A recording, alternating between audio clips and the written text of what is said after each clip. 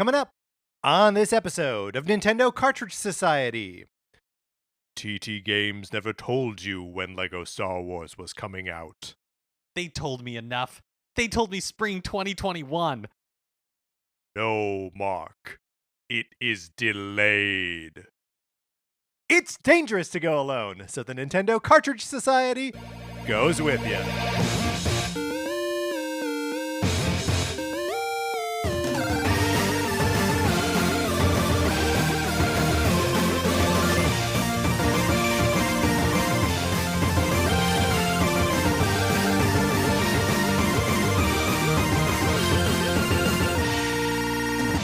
Welcome to Nintendo Cartridge Society. My name is Patrick Ellers, and I am joined, as I am always joined, by my co-host, Mark Mitchell. We've got a good show for you this week. We're going to be talking about the news from the week, including LEGO Star Wars being delayed, and then on Thursday, we're playing Kid Icarus. But in the meantime, Mark, how's it going? It's going great. I feel like we are always blessed when Star Wars can be organically brought up on this show.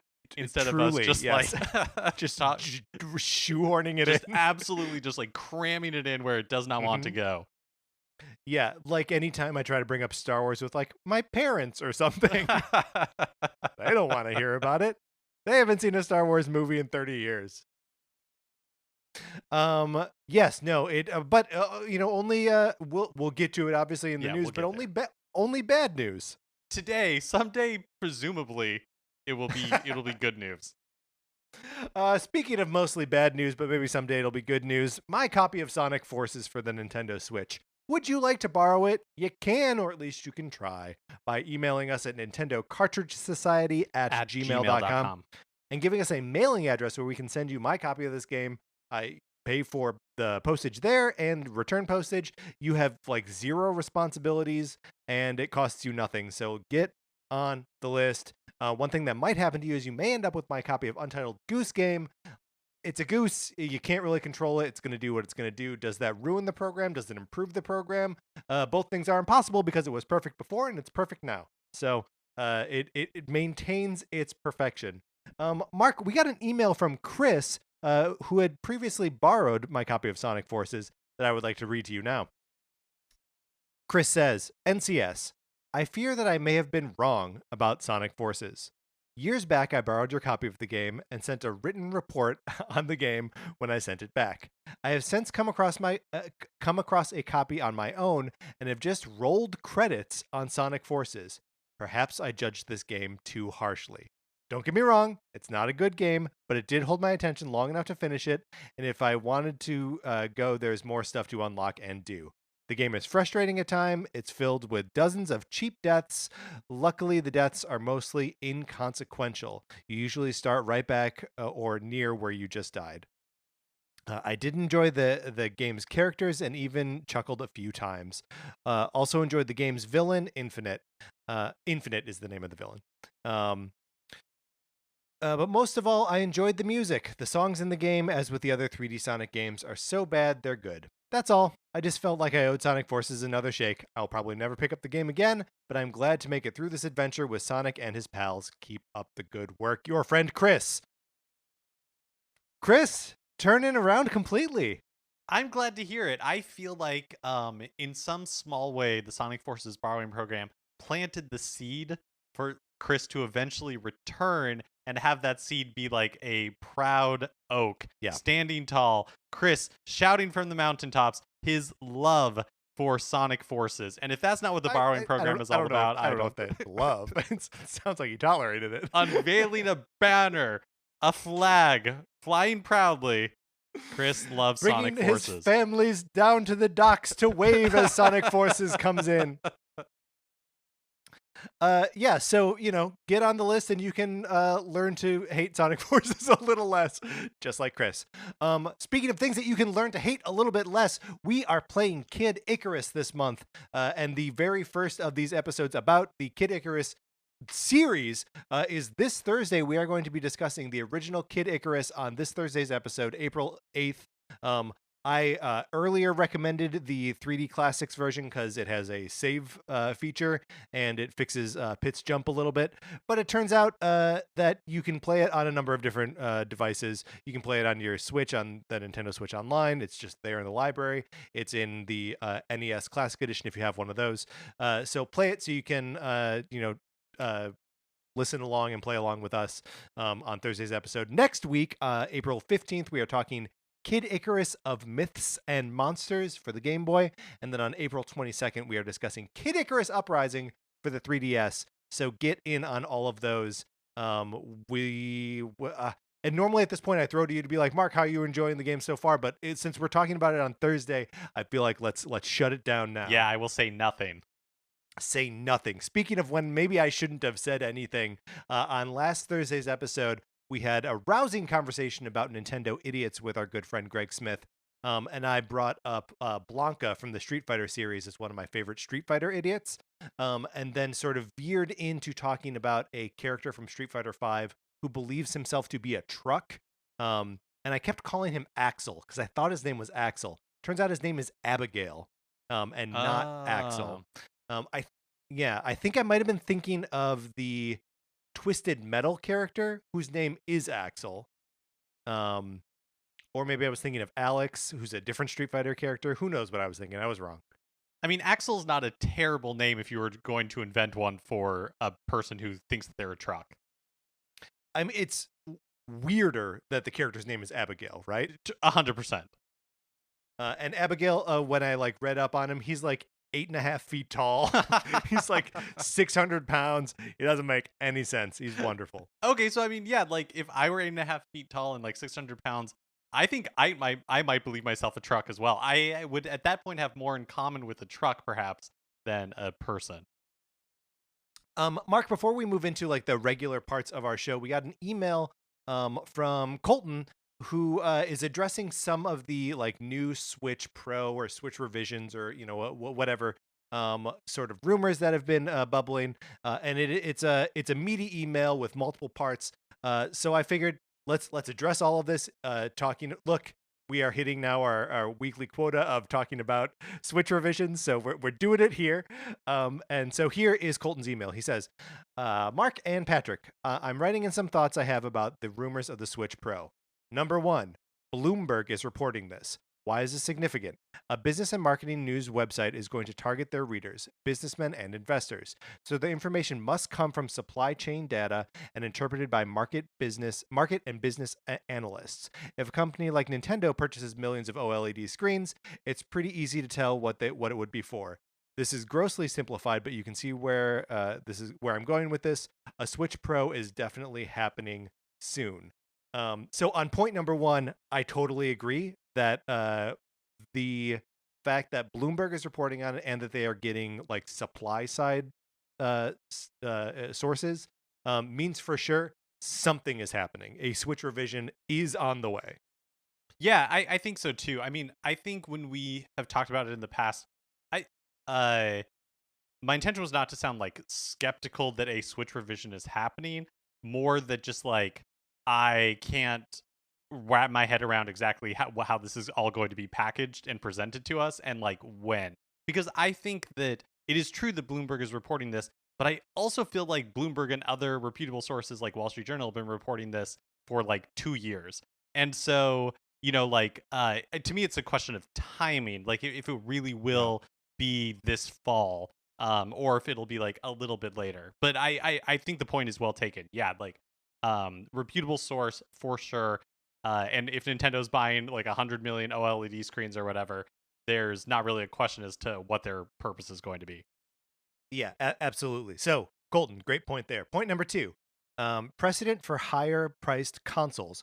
Patrick had mentioned that he didn't think there was a precedent for a higher price model, but remember the Wii U launched at $299 for the basic model and $349 for the deluxe model. Mark, and I guess I'll just throw the question back at the question itself. Do you remember the Wii U? I absolutely did not remember. When I was reading this, I was like, oh my gosh, yeah, that was the case. There was a white Wii U basic version that didn't come bundled with Nintendo Land. I forgot. I totally forgot about the deluxe version. That's the one that just exists in my head as like what Wii U is. I forgot that it had stuff like because I had to look it up after Colton mentioned it. Like I forgot that it had a like you got 10% back on all your eShop purchases and like Oh, like did you? benefits like that. Yeah, Weird. totally. Yeah, I know. I've completely. And it was only I think like 50 or $60 more or something like that. Yeah, Colton has it as $50 more here. Yeah, and I feel like that is like a little bit of a relic of the time, which I understand is not actually that long ago, but like around the launches of the like PlayStation 3 and 4, they were also doing like two different like base models of the systems, right? Like that was sort of a more common thing then than it is now, which isn't to say that Nintendo is necessarily like chasing those trends, but like there are two different models of the Xbox and the Xbox Series X and S and the PlayStation 5. There's the disc and discless versions of it, and I feel like those are really where like the dividing lines are. But maybe I'm just talking myself back into like, yeah, everyone else is doing it. Why wouldn't Nintendo? Yeah, it's weird because I think you're right that like it's uh I think it started with that like PlayStation 3 generation when you had like different sizes of uh like Hard drives, right? hard That came drive. with That's them. Yeah. thank you. That's the word I was like different sizes of hard drives. PlayStation 3 was especially weird because like you had backwards compatibility for the PlayStation Oh 2 like yeah. completely removed. But then like you go into the Pro era, and I do think that these bifurcated SKUs are something that is more common now.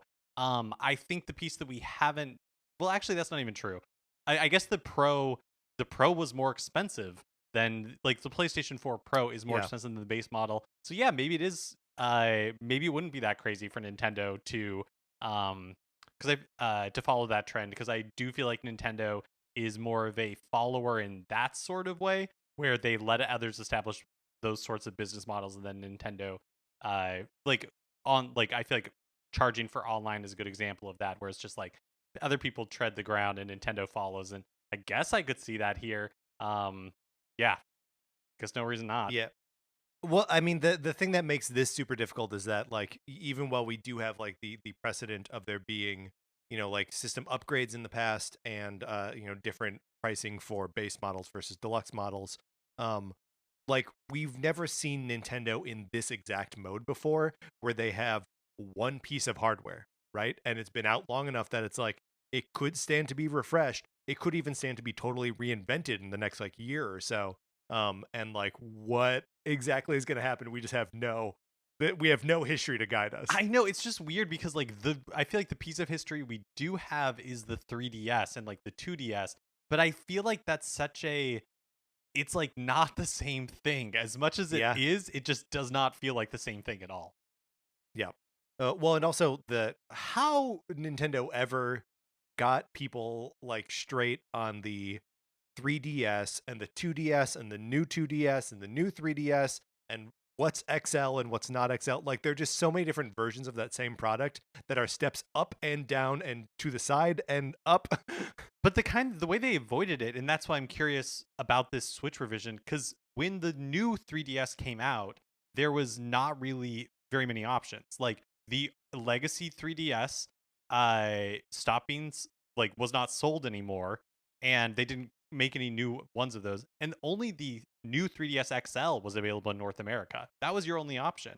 Eventually, like special editions and stuff like that started bringing the regular size new 3DS, but I'm pretty sure when it first launched, it was just like XL or nothing. Yes, that is correct. But then there was also the difference between like the 3DS vanilla and the 3DS XL, and then also the 2DS and the 2DS XL, and which Yeah. was also new. I mean, like it was a whole thing. Yeah, I just feel like they did those at different times. Like the new Yeah, 2DS didn't come until like totally. later and all that kind of stuff. And I guess we're already sort of seeing Nintendo having done the Switch Lite already, right? So like there's revision 1 already down. Colton's third point here is Nintendo may get away with charging $399 for a Pro model, assuming that there is still a basic model on sale for $299. Even though there were rumors that Nvidia is discontinuing their Tegra X1 Mariko chip, powering the current model, that doesn't mean that there couldn't be a die shrink of the same chip coming in that takes advantage of the newer technology not available during the initial production. This already happened once in the Switch's life, so it could easily happen again. The launch model versus the red box model is the example of what's already happened. Nintendo could just use the same chip for both models.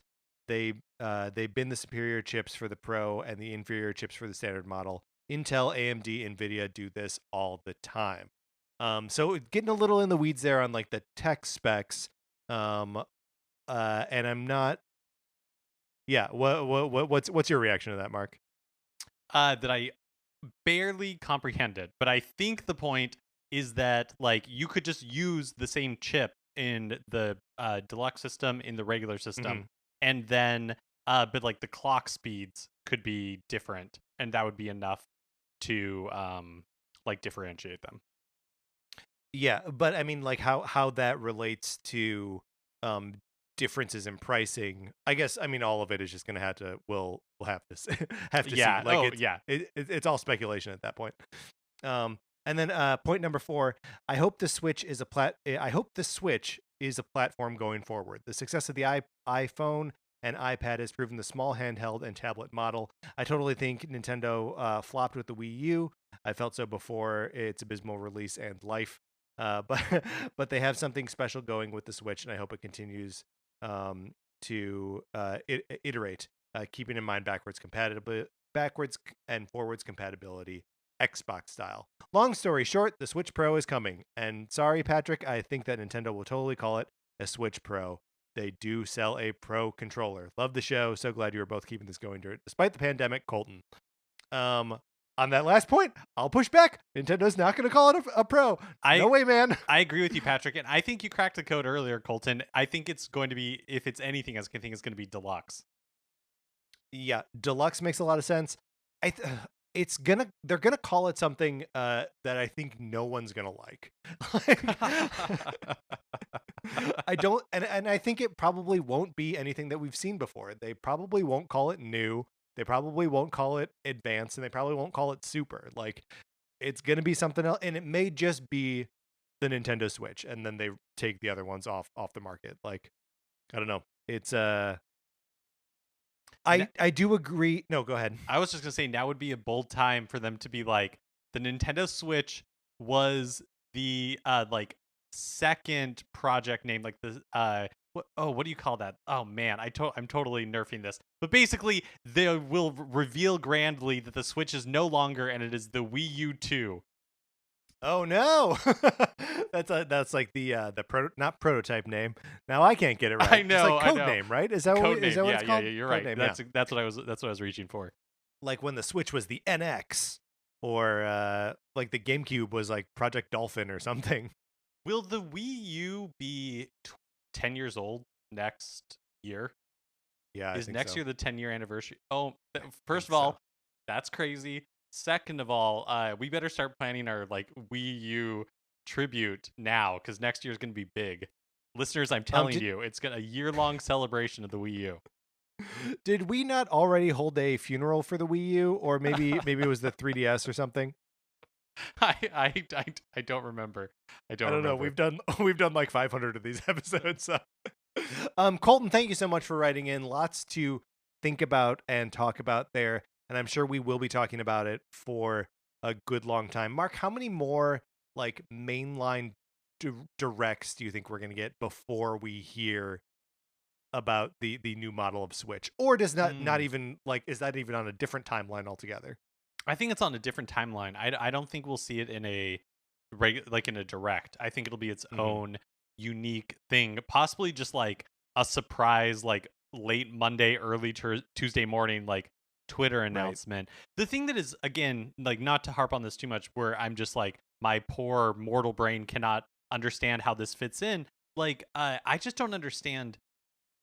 Nintendo's having difficulty keeping the Switch in stock, even like now as we speak. Like, it's sold out on Amazon in the US, and so I think like it's not as bad as the shortages last year, but it is still like difficult to find in some places. And so how they're going to be able to introduce this like new model when the old one cannot be kept in stock, like this whole thing just I feel like Roadrunner and Coyote. Like, I just never I just don't understand what's going on here.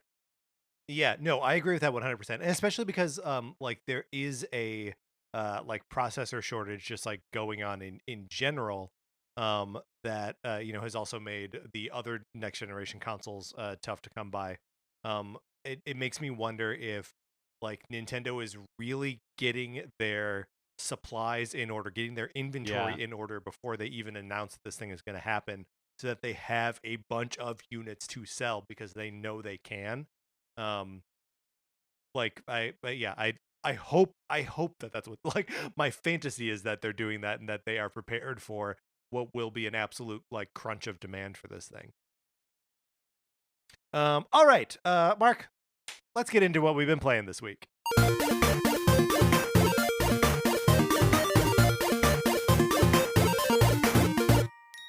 Fire Emblem Birthrights. Am I still playing it?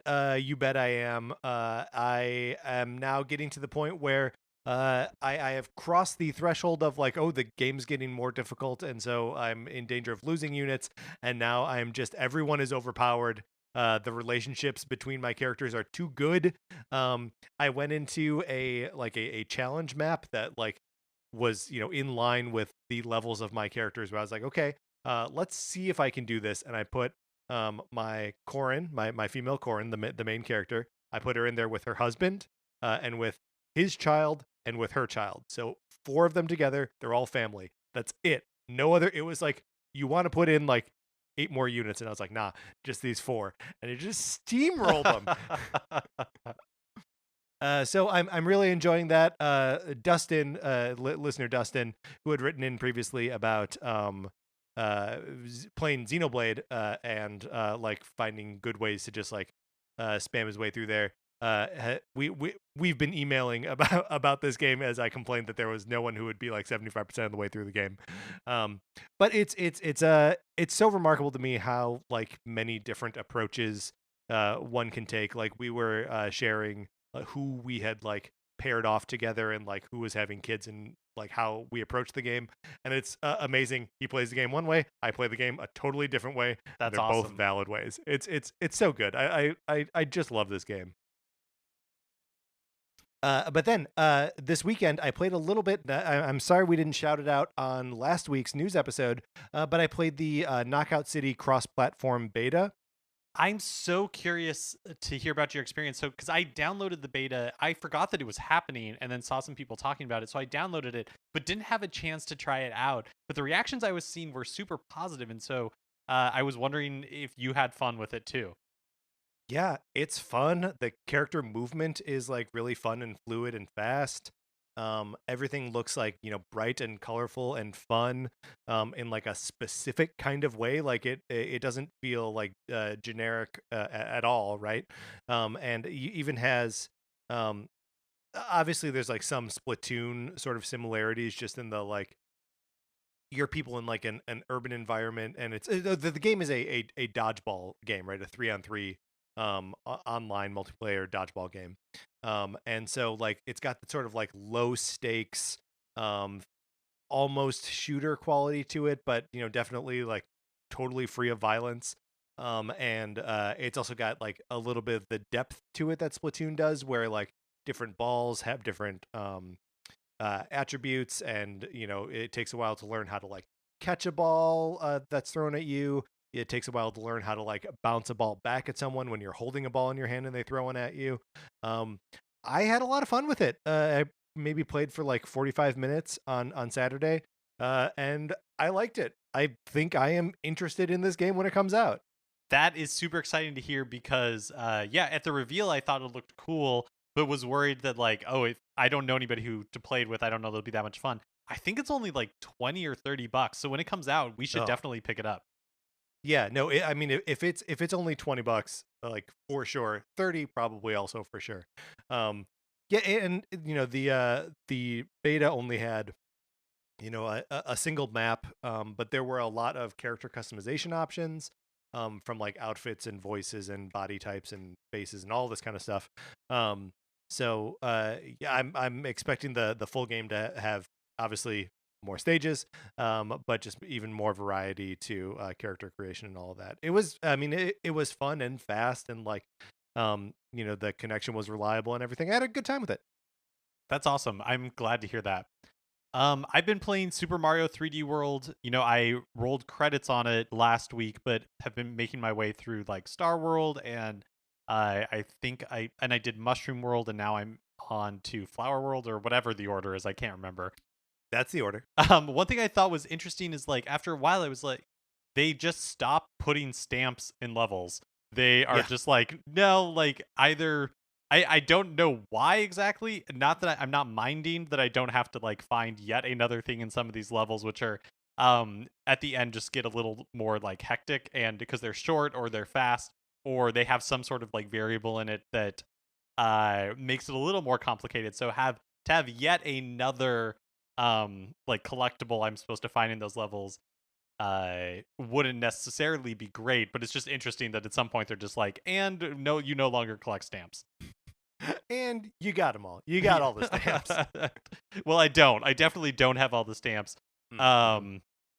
But yeah, I'm enjoying it, and of course, I've also been playing Kid Icarus. I've been playing the 3D Classics version, but I am sworn to secrecy until Thursday's episode. So let that be a Right. cliffhanger to get you to tune in when we talk about Kid Icarus. I am also playing Kid Icarus, but I have not been playing the 3D Classics version. Oh, So let that be a different kind of cliffhanger. So we definitely got to talk about both of them on Thursday. All right, Mark, that's what we've been playing this week. Let's get into the new releases and what we might be playing next week. today, April 6th, Star Wars Republic Commando is released on the Switch. This is another one of the like up-res remakes. I don't even, it's not really a remake. It's just like a up-res remaster, I guess is what you would call it, of a game from the like GameCube era. What's the name of the company that's putting these out? Aspire, I think. ASPYR, yes. yeah. We've talked about before, like I bought the episode 1 Racer when that was released, and I know that they're like remasters of lots of stuff, but like the ethics of these, I don't know. I don't know how to feel about it, where it's like, okay, I'm sure it's like Aspire paid for the license from whoever the license holder is, but like the original developers, I don't think get anything for this, which I think is a little strange. But maybe I should just view it as like these in quotes live action remakes that Disney has been doing, right, of like the Lion King and Beauty and the Beast, where like I don't think the original filmmakers get anything for those movies either. Yeah. I mean, these almost feel um, like exercises in preservation, almost, where it's like, the game can still be purchased in some capacity, and like is legit. Although if it was originally an Xbox game, it's probably still playable on like an Xbox Series machine, right? Yeah, but I don't know. I mean, that is a good point. It's just I don't know how to feel about this. It's complicated, right. I think. On Thursday, April 8th, Cozy Grove is released on Switch. Patrick, tell me a little bit about Cozy Grove. So I've had my eye on Cozy Grove. I'm trying to get a code for it right now. But it's like a Animal Crossing in a graveyard where you are talking to ghosts and doing things for them. It looks super cute, and I want to try it out. So that comes out on Thursday, and I won't stop playing actual Animal Crossing, but maybe something to like wean me off might be nice. And then on Friday, April 9th, The Legend of Heroes Trails of Cold Steel 4 is released on Switch. 3 was released sometime last year, and I think this closes out the Trails of Cold Steel story. So there you go. All right. Those are the new releases. Let's close this segment out. Which brings us, of course, to a regular segment on our show. It is time for 433. In 1952, American composer John Cage wrote a piece called 433, wherein a performer or group of performers did not play their instruments for 4 minutes and 33 seconds. For the purposes of this show, our instruments are talking about Nintendo. So, for the duration of one performance, 433, Mark and I will talk about something not at all Nintendo related, thus fulfilling the contract of the piece. Mark, we have a suggestion here from Brennan for our 433 episode.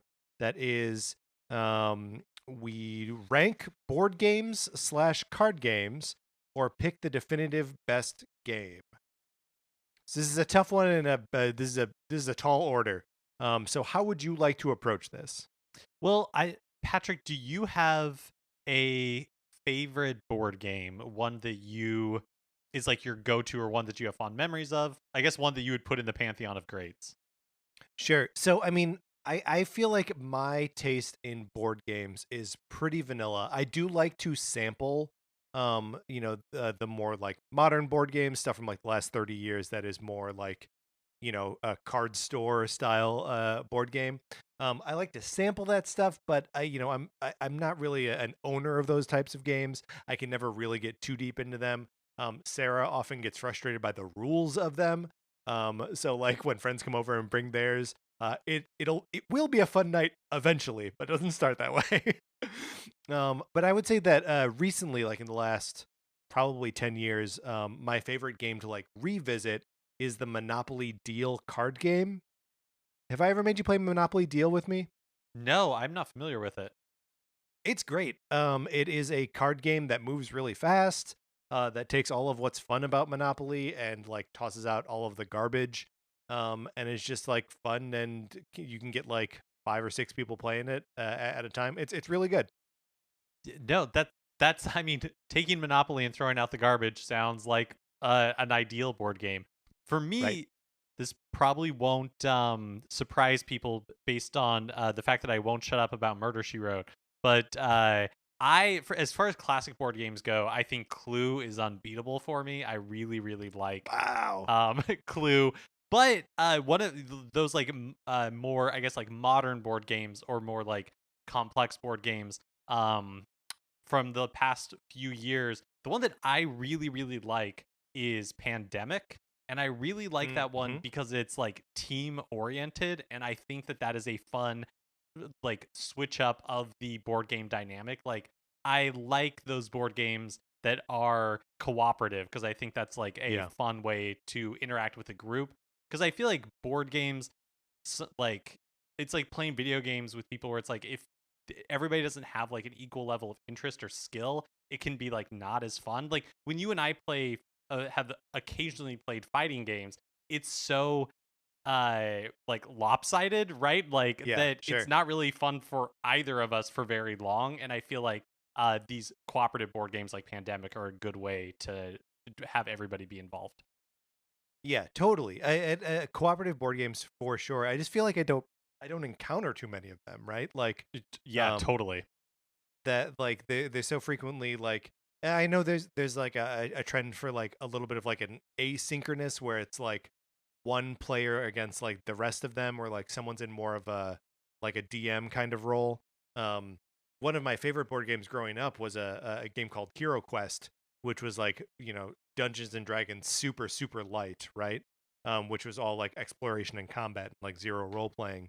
But it required one person to be the Zargon character, which is the DM. And I remember like playing that role a lot just because I wanted like other people, and like the game, that game is set up as though it is Zargon versus the players, but I always just played it as like no, I'm just facilitating everyone else having a good time. Um, but yeah, do you have any like card game go tos? Um, Growing up, we would play a lot of like Rook, or games like with Rook cards. But I don't Mm-hmm. did I went through maybe a year or two long period in my like mid 20s, early 20s, where I was like super into Texas Hold'em. Uh, and like I was like way, Yeah, way into yeah, it. And I was never like great, but I was good enough that I could hold my own through a night. And but then it was like that time that I ate too many Sour Patch Kids and I didn't want to eat anymore. It was like right. I had too much Texas Hold'em, and I was like, I don't want to do Never this want to play anymore. this again. Yeah, exactly. Do you like the gambling side of that, or like even if you're not using real money or like super low stakes stuff, like do you like that component of it? Well, I guess we'll never know. We will in fact never know. We were accompanied today by the uh Gandini juggling troupe. All right, Mark, let's get into the news. Well, as you may have surmised from the opening of our show, Lego Star Wars The Skywalker Saga has been delayed again. Last week, the developer put out the following statement, quote, "All of us at TT Games are working hard to make Lego Star Wars The Skywalker Saga the biggest and best ever Lego game, but we're going to need more time to do it. We won't be able to make our intended spring release date, but we'll provide updated launch timing as soon as possible," end quote. So this is the second delay for the game, which was originally due out at the end of 2020. And I think it might have been due out, now that I'm saying that, I think it might have been due out like in earlier 2020, around, because like in what I'll call the launch window of the Rise of Skywalker. And then it got Sure. like pushed to the end of 2020. I don't know. I can't remember exactly. I might be wrong. But you and I saw this game at E3 2019. It was a hands-off demo, just watching one of the developers do some gameplay, and this game looks awesome.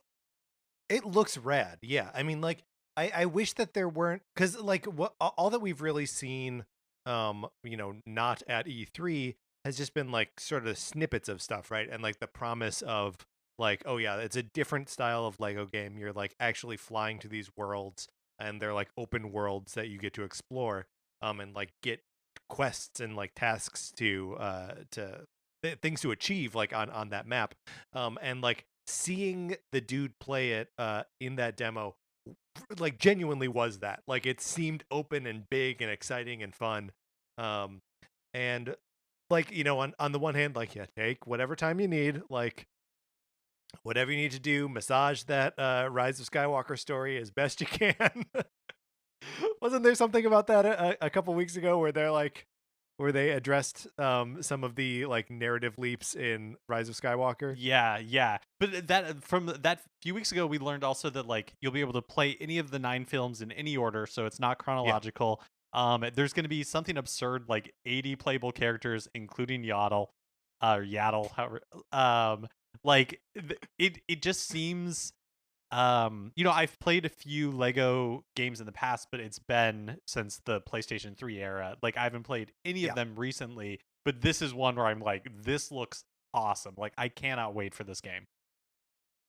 I also think there's something to, and obviously this isn't why this is happening, but I think will probably benefit the game in the long run, that there's maybe even like the further we get away from the release of the Skywalker saga, the more inviting it is to revisit it. Like, we've mentioned on this show and in private to each other, like how much the Rise of Skywalker like took Star Wars like excitement out of like it was like hot air leaving a balloon, right? They're just like "Woo, woo, woo." And like, yeah, we still want to see Mandalorian and we still like Star Wars and whatever, but like I haven't been able to like revisit that movie or those movies, and I would like to, in like a context that's like genuinely fun, and I think that this game could be that. And if it's even a little bit more distance between when we saw Rise of Skywalker and this game comes out, like, I think that's okay. Yeah, I agree. I agree completely. I think that it can only benefit, and I think Rise of Skywalker will benefit from the deftly light touch of the Lego games. Yes, correct. YouTuber Michael Pick, aka the Casual Engineer, has made the largest fully functional Nintendo Switch. Wow. So called. It is a video on his channel shows him fabricating and playing the system, which is more than 6 times the size of a regular Switch, because it is a big screen TV in this like Switch encasing, and it has a Switch inside of it, and it also has 2 Joy-Con, which are not removable but are playable. So I guess it's like a Nintendo Switch Lite almost.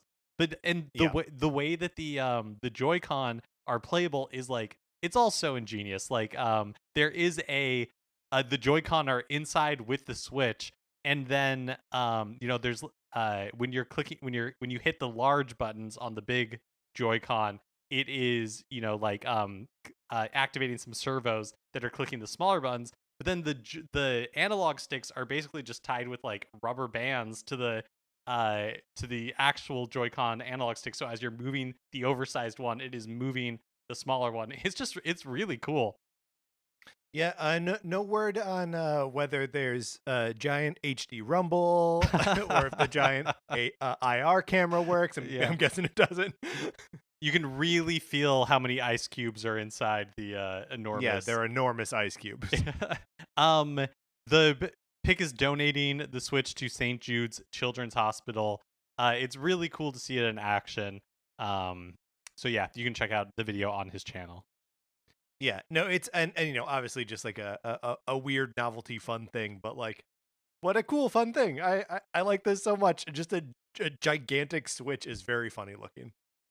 Speaking of fan made projects, let's talk about Prime 2D. So, a demo for the fan made 2D Metroid Prime remake or demake was teased on April Fool's Day, but was made available for real on the game's forums the next day.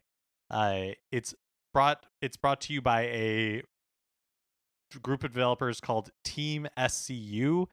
They've been working on it in one form or another since 2004, so a long time in the making. Includes many of the original game's features, like the scan visor, and it's set on Talon 4.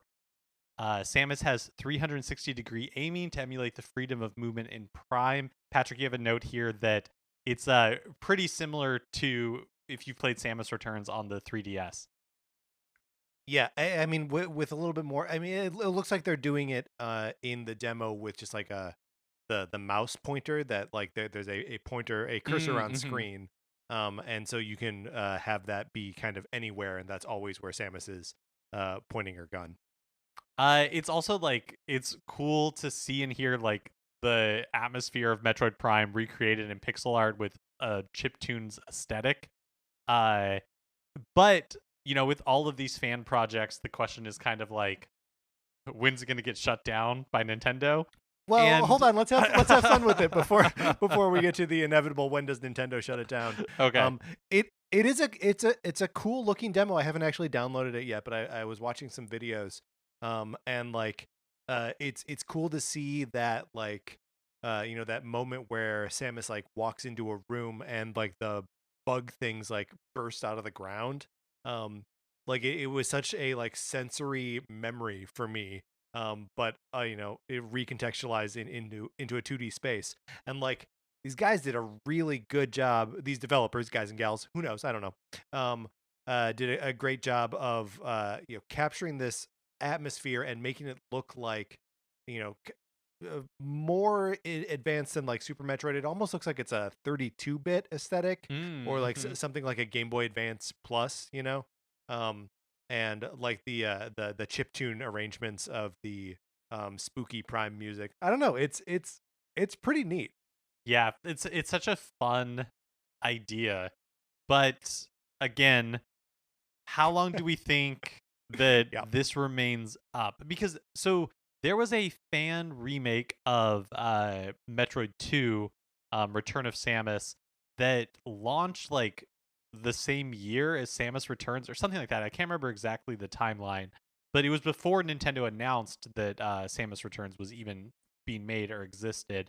And yeah, I believe so, and that remake is AM2R, another Metroid 2 remake. Oh yeah, okay. And I believe they premiered that like just the spring before the E3 where Nintendo revealed their own Metroid 2 remake. And so Nintendo was like day one, like the second it was available, they served them a cease and desist letter. And as of this recording, there has not been any Nintendo response to the Prime 2D. Yeah, that's what I couldn't remember if Nintendo had shut down the fan remake of Metroid 2 immediately, or if they left it, if they allowed it to be up for like a day or something. I couldn't remember the timeline of that. No, it was immediately. I mean, AM2R was sort of a thing that was like in the ether for a while. It was like a known quantity as they were developing it. Whereas, this Prime 2D has obviously been around for a while. They've been working on it for a while. But, even just a couple days ago when they teased the demo, it was seen as an April Fool's joke. Like, I think they're just better at keeping like Got a it. lid on this thing until it's in any form Yeah. to show.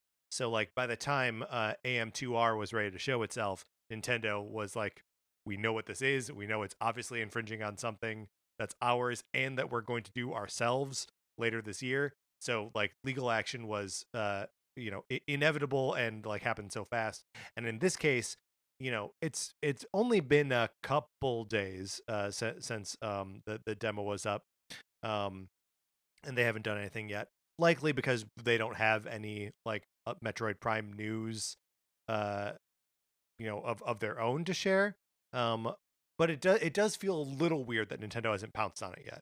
Yeah, I wonder if the fact that it's a demo has anything to do with it. Whereas I think when AM2R was released, when they shut it down, it was like the full game, and Yeah, it's a good point. that was out there and released, and then this is just kind of like a demo that in one form or another has been in the works, for 17 years. So, maybe that has something to do with it. I have no idea. I also wonder like how much Nintendo truly even like legally has a leg to stand on here now that I'm thinking about it, because the name of the game is Prime 2D, right? They don't have Metroid in it, and a AM2R is another Metroid 2 remake, right? Like that they are using the Metroid like IP in the name of the game, and then like we're recreating maps from a 2D game in 2D. You know what I mean? Like there's sort of like a Yeah. 1-for-1 thing there. Whereas like the gameplay and the worlds need to be like totally reinvented for for this Prime 2D. Like until they're trying to sell something and calling the characters like Samus and like Metroids and stuff, like there might not actually be much of a place to object to it. Yeah, that totally could be. I think you and I both live in fear every day that Nintendo's going to eventually find out about us and ask us to change the name of this podcast. But so hopefully it's not just the AM2R using a trademark term in the title that got them a strike. Yeah, no, that's a good point. But there are so many. I mean, if everything with Nintendo in its name got shut down, Yeah. Oh then yeah, for sure. a couple things would get shut down, and then we could just go to NCS. I think that's fine. And finally, last Sunday, April 4th, was not only Easter, but also 800 days since Nintendo last gave an update about Metroid Prime 4. So that is, of course, a very long time. A very long time.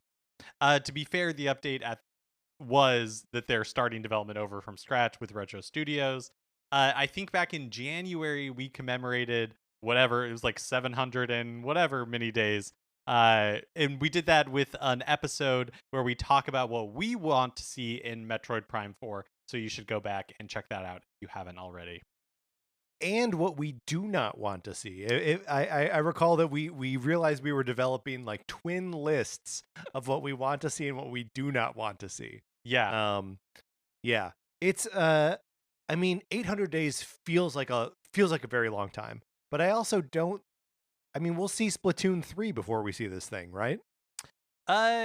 Maybe. Yeah, I mean release There's no way to I think know. for sure. Yeah, there's no way to know. I think release, yeah, I think Splatoon 3 will release before this does. But also like I kind of don't count last year where it's like, the pandemic. Yeah, and then also the beginning of this year. Yeah. Like, they're both the pandemic.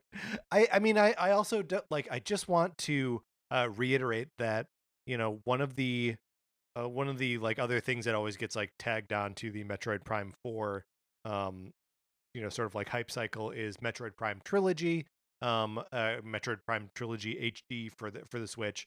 And I always want to bring up like how much those games need to be retooled from where they were in the trilogy. Like the original games don't really make a ton of sense. the way they were controlled, and even switching them over to just like straight twin stick controls doesn't really make sense because it's so based on like locking onto something and like kind of strafing around it. And so like that all needs to be retooled. And then also Metroid Prime 3 was all like the pointer controls, and like just this over reliance on like you get in the ship and you have to like twist a thing and like all motion control stuff that would have to change. And that obviously carries through to whatever Metroid Prime 4 is going to be. That also needs to, it's not just taking an old formula and making a new game with it. Like it has to be changed. The games need to be fundamentally updated on a control level. So if they end up taking like so much longer with this than everyone expects, like I totally understand. Well, I think you brought it up when we did our episode about what we do and don't want to see with Metroid Prime 4. But I just want to reiterate it, with as more time passes, like I am actually not really interested in a Metroid Prime 4. I think it is time to leave the original like Metroid Prime trilogy kind of as a completed thing behind.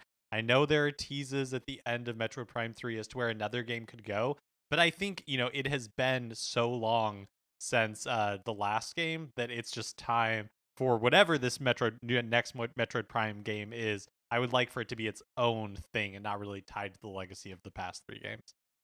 Yeah, and some would say that this is Silex erasure, but to those people I say, yeah, fine. Erase the character, I don't need him. All right, Mark, let's get out of the news. Okay, that is going to do it for this episode of Nintendo Cartridge Society. Remember, please rate, review, and subscribe on Apple Podcasts unless you're one of those Silex freaks, in which case, don't review us. If you like the episode, please share it on Facebook or Twitter. It doesn't matter where you can share that stuff, but we appreciate it when you do. It's the only way anyone else is going to hear the show. You can follow us on Twitter. I'm at Patrick_Ellers. Mark's at MKE Mitchell, and the show is at NinCart Society. We also have a Facebook page, which is just Nintendo Cartridge Society. Olivia Duncan made our logo. Our theme music is provided by 8-Bit Betty. You can get more of his music by going to 8bitbetty.com or by listening right now.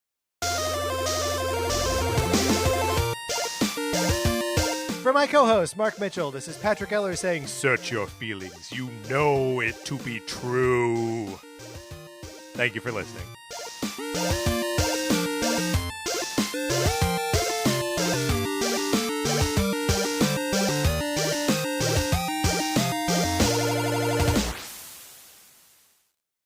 Hey, Oscar, Rachel, do you like Disney movies?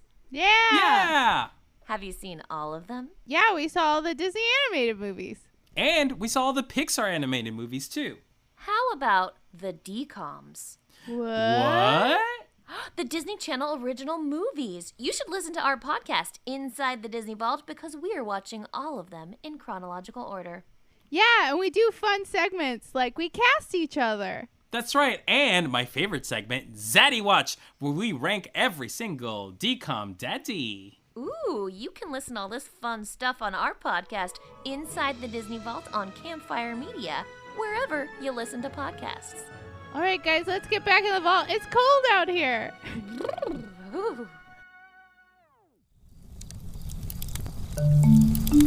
Campfire.